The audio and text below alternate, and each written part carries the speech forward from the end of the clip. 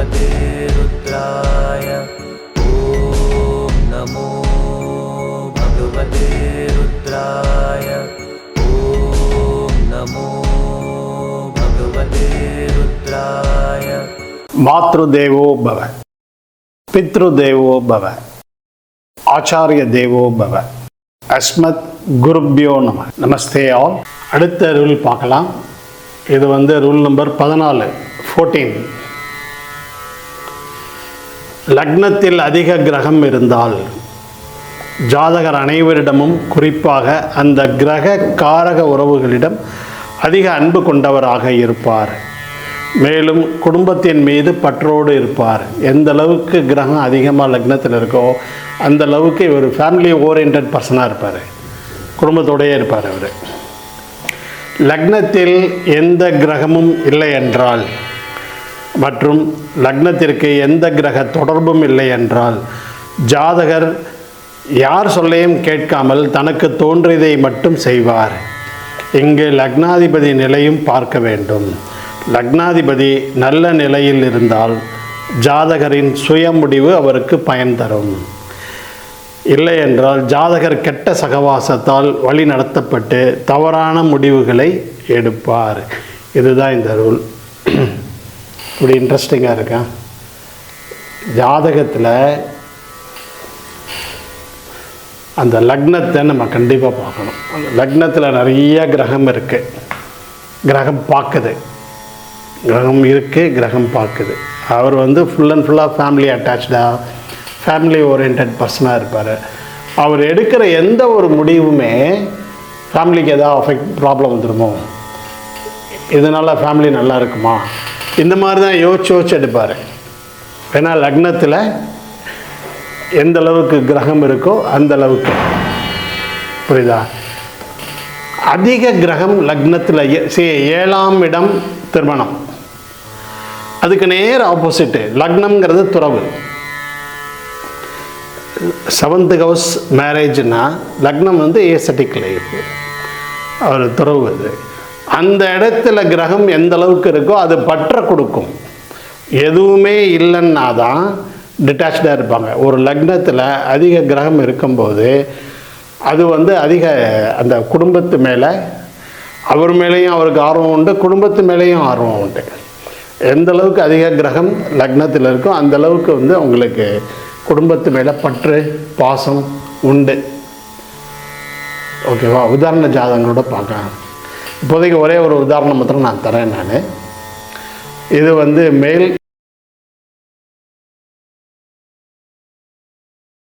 இருபத்தி 1/8/1960. நீங்களே உங்கள் கையில் இருக்கிற எல்லா ஜாதகங்களையும் எடுத்து பார்க்கலாம். எந்த அளவுக்கு லக்னத்தில் அதிக கிரகம் இருக்கோ அந்த அளவுக்கு அவங்க ஃபேமிலி ஓரியன்டாக இருப்பாங்க. இது மேல் உதாரண ஜாதகம் வருது 21/8/1960. இவருக்கு பார்த்தீங்கன்னா சிம்ம லக்னம். இவர் லக்னத்திலே சூரியன், அதை ஒட்டி சுக்கிரன், அதுலேயே ராகு, செவ்வாயும் லக்னத்தை பார்க்குது, குருவும் லக்னத்தை பார்க்குது. 7ஆம் இடத்துலேருந்து கேது ஒரு நல்ல நிலையிலேருந்து கும்பத்திலேருந்து கேதுவும் பார்க்குது.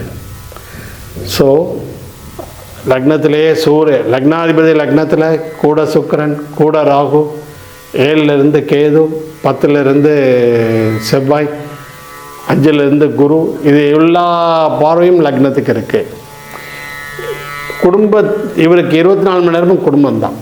அதை தாண்டி இவர் யோசிக்க மாட்டார். இவருக்கு நிறைய வாய்ப்புகள்லாம் வந்தப்போ கூட குடும்பத்தை தாண்டி எங்கேயும் போகக்கூடாது. அவர் அங்கேயே தான் சுற்றி ஃபேமிலியோடு தான் இருக்கார். அவர் தொழில் பண்ணாலும் சரி, தொழில்னால் அவருக்கு எல்லாம் செகண்டரி, ஃபஸ்ட்டு ஃபேமிலி.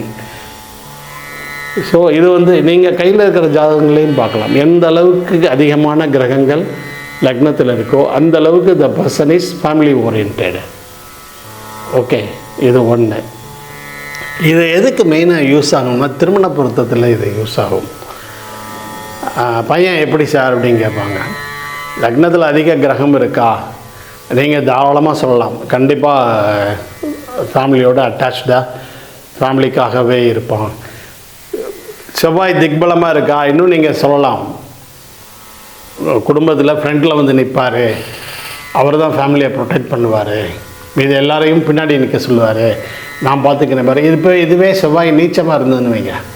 இந்த செவ்வாய் நீச்சமாக இருந்தது, லக்னத்தோட தொடர்பு கொள்ளலை, பிரச்சனைனா இவர் பின்னாடி போய் ஒளிஞ்சிப்பார். நீங்கள் உங்களை காப்பாற்றிக்கங்க, அப்படியே என்னையும் சேர்த்து காப்பாற்றுங்கன்னு இவர் பின்னாடி போய் ஒளிஞ்சிப்பார். திக்பலமாக இருந்து அந்த செவ்வாய் லக்னத்தை பார்க்கும்போது நிச்சயமாக வந்து he will be the protector. எந்த பிரச்சனையாக இருந்தாலும் ஃப்ரண்ட்டில் வந்து நிற்பார், நான் பார்த்துக்கிறேன். குருவோட பார்வையும் இருக்குது, அதிக கிரகங்கள் லக்னத்தில். ஸோ இது ஒன்று. இதுக்கு நேரம் ஆப்போசிட்டாக நினச்சி பாருங்கள். லக்னத்தில் எந்த கிரகமும் இல்லை. இப்போ நான் நிறைய ஜாதகங்கள் அது மாதிரி பார்க்குறேன். மேரேஜுக்கு அது மாதிரி வருது. லக்னமும் சரி, 7ஆம் இடமும் சரி, எந்த கிரகமும் லக்னத்திலையும் இல்லை, 7லையும் இல்லை. எந்த கிரகமும் லக்னத்தையும் பார்க்கல, 7ஆம் இடத்தையும் பார்க்கல. ரொம்ப ஒரு டிட்டாச்சாகவே இருப்பாங்க. என்ன இப்போ இருந்து என்ன பண்ண போகிறோம்? இப்போ 7ஆம் இடத்துல எந்த கிரகமுமே இல்லை. இப்போ எனக்கு கல்யாணம் பண்ணால் என்ன, பண்ணாட்டி என்ன, இப்போ பண்ணவெல்லாம் நல்லாவா இருக்குன்னு தேவையில்லாத நிறைய ஆர்குமெண்ட்லாம் உங்களுக்கு இருக்கும்.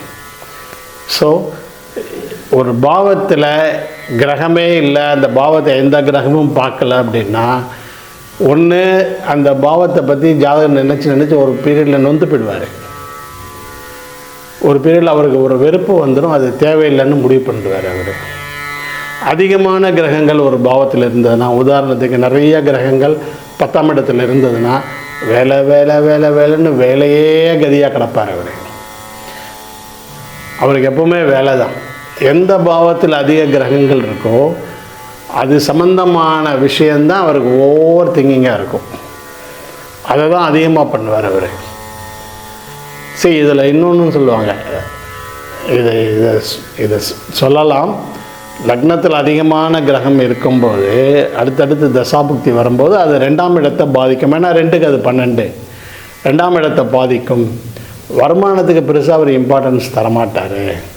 முழுக்க முழுக்க ஃபேமிலியை பார்க்குறது செய்கிறது இது மாதிரி தான் இருக்கும்.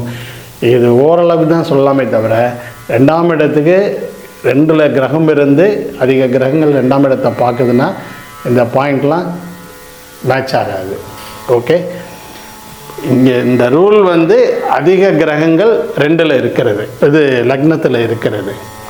ஃபேமிலி பர்சன் திருமண பொருத்தத்தில் இதை நீங்கள் ஸ்ட்ராங்காகவே எடுத்துக்கலாம். எந்த கிரகமுமே லக்னத்தில் இல்லை, எந்த கிரகமும் 7ஆம் இடத்துல இல்லை, அவர் பாட்டே இருப்பார் அவர். இன்னொன்று, அவருக்கு திடீர்னு தோணுதுன்னா கிளம்பி போயிடுவார். ரொம்ப நாள் கழித்து வருவார். எங்கே போனீங்கன்னா காசிக்கு போனேன் பாரு, இல்லை எங்கேயாவது போயிட்டு வந்தேன் பாரு. எந்த லக்னத்தில் கிரகமே இல்லைன்னா அவருக்கே ஒரு ஃபீலிங் என்னென்னா, நம்மளை பார்த்துக்கிறதுக்கு யாருமே கிடையாது, நாம தான் நம்மளை பார்த்துக்கணும், நமக்கு தோணுனதை செய்யலாம், இப்படி தான் அவர் சுற்றிட்டுருப்பார். லக்னாதிபதி பலமாக இருந்ததுன்னா அவர் எடுக்கக்கூடிய முடிவு அவர் கொஞ்சம் கை கொடுக்கும், பரவாயில்லாமல் கை கொடுக்கும். லக்னாதிபதியும் வீக் ஆகிடுச்சு அப்படின்னா அவருடைய சேர்க்கையே கொஞ்சம் பேட் பீப்புளோடு தான் இருக்கும். அவங்களுடைய பாதிப்பு இவருக்கும் உண்டு. நீங்கள் அதாவது ஒரு ஜாதகத்தில் எந்த ஃபேமிலியிலையாவது வந்து பையன் எதுக்குமே கட்டுப்படலை, செய்யலை, ஓவர் அடிக்ஷன் இருக்குது, இதெல்லாம் பேசுகிறவங்களில் பார்த்தீங்கன்னா அந்த லக்னத்தில் எந்த கிரகமும் இருக்காது, லக்னத்தை எந்த கிரகமும் பார்க்காது. அவருக்கு தோணுனதை மாத்திரம் செஞ்சிட்ருப்பார். அவர் எதை பற்றியும் கவலைப்படாமல் அவர் பாடி தனக்கு தோணுனதை செஞ்சிட்ருப்பார். யாரை பற்றியும் கவலையும் பட மாட்டார் அவர். இதுதான் ஓகே. ஸோ உங்கள் கையில் இருக்கிற ஜாதகத்தை வச்சுட்டு நீங்கள் எனக்கு ஃபீட்பேக் கொடுங்க. இதில் இன்னொன்று, லக்னத்தில் கிரகமே இல்லைன்னா அவர் எப்படி இருப்பார் அப்படிங்கிறதுக்கு என்கிட்ட நிறைய ஜாதகங்களுக்கு தான் நான் எந்த இதையும் நான் இதுக்கு போடலை. பொதுவாகவே அவங்க கொஞ்சம் ரொம்ப டிட்டாச்சாக தான் இருப்பாங்க, ஃப்ரஸ்ட்ரேட்டடாக இருப்பாங்க. எந்த கிரகமுமே லக்னத்தில் இல்லை, மாந்தி மட்டும்தான் இருக்குது அப்படின்னா அவரே ரொம்ப ரஃப்பாக, அவரோட பேச்சு எல்லாமே ரொம்ப ரஃப்பாக நெகட்டிவாக கொஞ்சம் அப்படி தான் இருக்கும். ஓகே, கையில் இருக்கிற ஜாதகங்களோட நீங்கள் செக் பண்ணிவிட்டு எனக்கு சொல்லுங்கள். Okay, thank you very much. ஓம் நமோ பகவதே ருத்ராய. ஓம் நமோ பகவதே ருத்ராய. ஓம் நமோ பகவதே ருத்ராய.